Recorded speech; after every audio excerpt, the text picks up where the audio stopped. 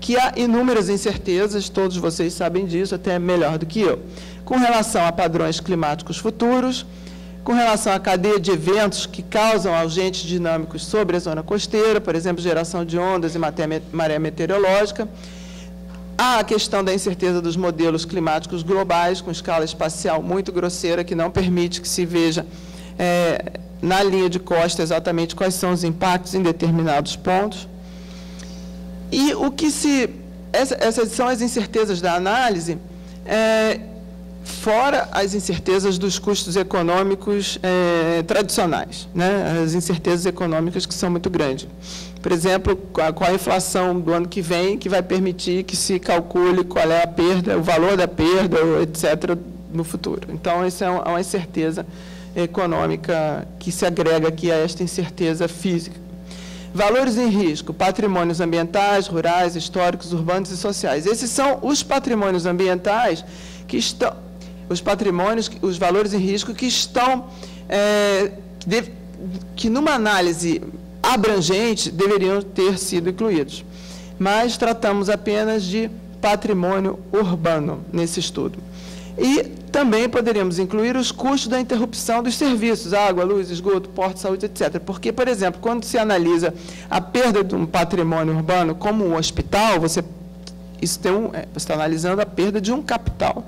Mas o custo da cessação da oferta desses serviços é muito alto, porque as pessoas não terão acesso a esses serviços. Esse custo não foi estimado. Eu estou apresentando um leque de, digamos assim, novos estudos que podem ser desenvolvidos no futuro próximo. Quais seriam os custos de você ter uma perda de oferta desses serviços para a população, por exemplo, né? Não só o hospital em si, mas do custo do serviço que ele oferece. Por exemplo, o custo da perda da adutora é um custo de patrimônio, mas o valor da água para o cidadão é um outro custo, que também deve ser medido em algum estudo futuro. Apenas a título de exemplificação, por exemplo, as perdas com o furacão Katrina foram dessa ordem: residências e perdas pessoais, nesse intervalo de 27 a 35 bilhões de dólares, propriedades comerciais quase 30 bilhões, infraestrutura de serviços 18 bilhões, instalações públicas, saúde e educação 6 bilhões. Ou seja, apenas numa única região, um furacão teve esse impacto econômico com todas as perdas que eu mencionei antes. Aqui, no caso do Brasil, Nichols et al., em 2008, inseriu algumas cidades brasileiras no estudo que ele fez, que incluiu 136 cidades. Ele calculou as benfeitorias em risco, quer dizer, o valor das benfeitorias em risco. Eles têm uma relação entre a população exposta vezes o PIB per capita, vezes 5. Ou seja, analisando empiricamente a relação de perdas, ele constatou que, se você tiver o PIB per capita vezes 5, você tem o valor do capital urbano, que é o que estávamos dimensionando, que, se situado numa determinada faixa de risco, será perdido pelo aumento do nível do mar. Então, essa é uma metodologia que foi utilizada no mundo todo, incluindo 136 cidades, que teve esse resultado aqui, onde a gente observa que a cidade que teve a maior perda foi Vitória, tá? No ranking desse estudo de Nichols et al. Então, tem aqui o ranking de todas as cidades, e quando se analisa a perda em patrimônio e quando se analisa em população sob risco, tá? Vitória. Então, no nosso estudo, Rosman et al., que temos aqui o professor Dieter, que faz parte do et al., sentado aqui, que me corrija qualquer problema ou que agregue qualquer nova informação que eu não tenha. Nesse estudo, foram feitas duas, digamos assim, tropicalizações aqui para o Brasil, diferentes, e fizeram com duas metodologias. Partiram daquela equação do meu slide anterior e fizeram adaptações. Por exemplo, usaram dados de população local, dados de microrregião, do IBGE e PIB da microrregião, porque os dados do estudo anterior foram dados macro, imagens de Landsat, e usaram também o PIB médio brasileiro, que difere dos PIBs regionais das áreas de risco. Então, fizeram essa adequação e também uma outra mudança metodológica que foi introduzida foi utilizar um fator de correção para a linha de costa. Então, eles tiraram esse fator que multiplicava por 5 e usaram dados locais. O valor estimado de cada tipo de patrimônio, urbanização, rede de serviços públicos, etc., foi convertido numa extensão de linha de costa, cuja proteção teria o mesmo valor. Então, em vez de se usar essa ordem de grandeza que foi usada nesta equação de cima e na do slide anterior, foi feita essa estimativa mais aderente à realidade da zona costeira em risco. Então,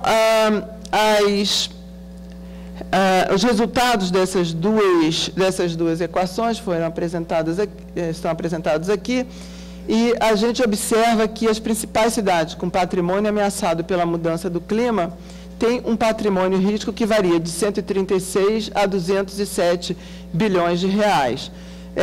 Pela metodologia mais simples, nós temos esse valor de 136 bilhões, e aquela que utiliza dados de patrimônio local, nós temos um valor mais alto de 207 bilhões. Então, Vitória já saiu do primeiro lugar no ranking, quando se utiliza dados locais, e o Rio de Janeiro passou a ser a cidade com patrimônio e risco mais elevado.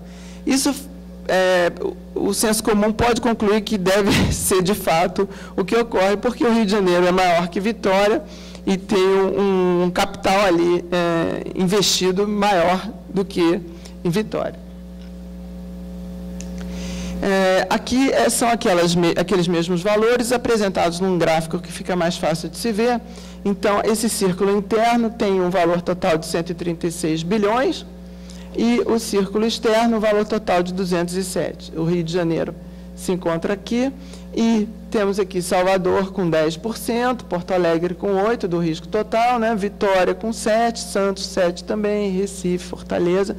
Aqui menos de R$1.000 em milhões, bilhão, 4,3% das cidades costeiras, e aqui entre 1 bilhão e 10, nós temos 10,5% das cidades. Bom, aí chegamos à questão da... 2 minutos? Adaptação à mudança do clima. Então, a zona costeira, ela foi avaliada do ponto de vista qualitativo, porque avaliar todas as opções de adaptação à eventual mudança do clima e aumento do nível do mar para evitar aquelas perdas, implicaria em se fazer uma análise de custo de todas as opções e custo-benefício para todas as regiões do litoral brasileiro. Isso é uma impossibilidade lógica, dado o tempo de duração do projeto e a restrição de custos. Então, o que se fez nesse caso particular, diferentemente, por exemplo, do setor elétrico, que é mais conciso e mais rápido de ser feito, nesse caso se fez uma avaliação qualitativa do que podem vir a ser os custos para fazer frente àquela mudança no nível do mar. Então, aqui nós temos um infográfico que mostra com clareza que em cifrões, né, isso aqui em vermelhinho quer dizer custo, em amarelinho acomodação e vermelhinha proteção. Então, o abandono das casas é algo que não se tem como quantificar assim qualitativamente, na medida em que quantificar o custo da mudança da casa é até simples, mas o custo social da mudança da casa é outra coisa. Então, não tem como avaliar. Destruição de biomas, perda de biodiversidade, também aqui se referindo basicamente a corais, mais do que mangue, porque mangue não sofre um impacto tão grande da elevação da maré. Reconstrução periódica das benfeitorias, né? aproveitamento de áreas inundadas para aquicultura, é verde no sentido de que pode ser até um benefício e não um custo, porque gera empregos, engordamento de praias, com movimentação, manutenção dos usos, fixação da costa, com enrocamento ou blocos artificiais, construção de muros de proteção, construção de quebra-mares ou estruturas no mar, recuperação das estruturas portuárias. Então, a gente observa aqui, com os cifrõezinhos, os custos mínimos, baixo, médio a moderado, moderado a alto, muito alto, vermelhinho custo e verdinho benefício. Então, esse seria, digamos assim, seria uma foto das opções e seus custos avaliados qualitativamente.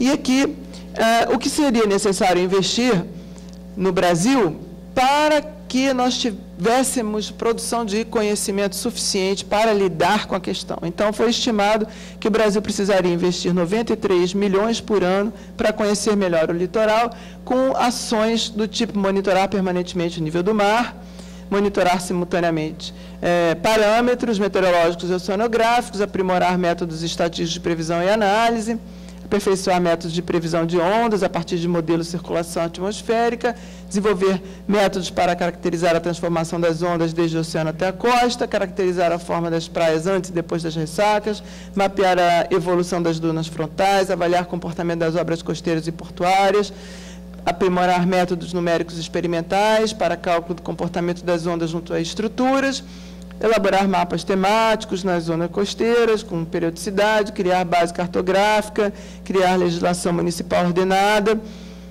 que não foi possível estimar custos ainda, capacitar técnicos das prefeituras e órgãos ambientais dos estados e produzir material de divulgação científica e formação de professores. Esses custos foram estimados em 93 milhões de reais por ano, para que possamos fazer frente às questões costeiras. E o síntese dos custos de adaptação, é meu último slide, pode ficar tranquilo. Onde foi possível analisar num estudo maior, que não somente na questão do nível do mar, nós temos aqui alguns síntese de custos de adaptação, por exemplo, agricultura, onde a gente pôde observar que a modificação genética ela é mais barata do que a irrigação e tem um custo-benefício de 8,2 vezes maior. Ou seja, é 8,2 vezes mais barato modificar geneticamente o arroz para suportar o estresse hídrico e o aumento de calor do que promover irrigação. E esse tipo de análise foi feita, e é esse tipo de análise que tem que ser feita, porque se não nos atentarmos para isso com antecedência, não faremos os investimentos necessários, porque você não modifica geneticamente um cultivar da noite para o dia. Então, é um tipo de planejamento que o país não pode se furtar a fazer.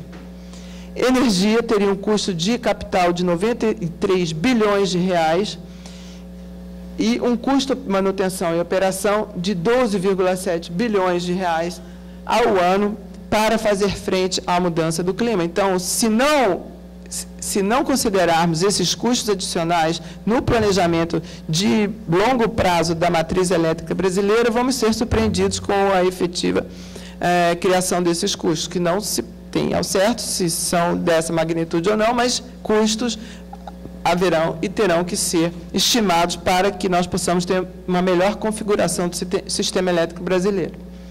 E na zona costeira, 6,8 bilhões ou 170,6 milhões ano, com gestão do governo, excluindo obras.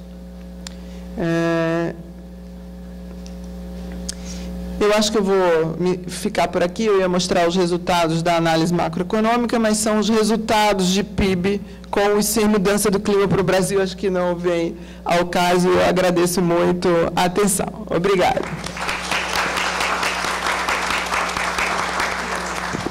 Obrigada, professora Carolina. Bom, então vamos passar a nossa próxima palestra.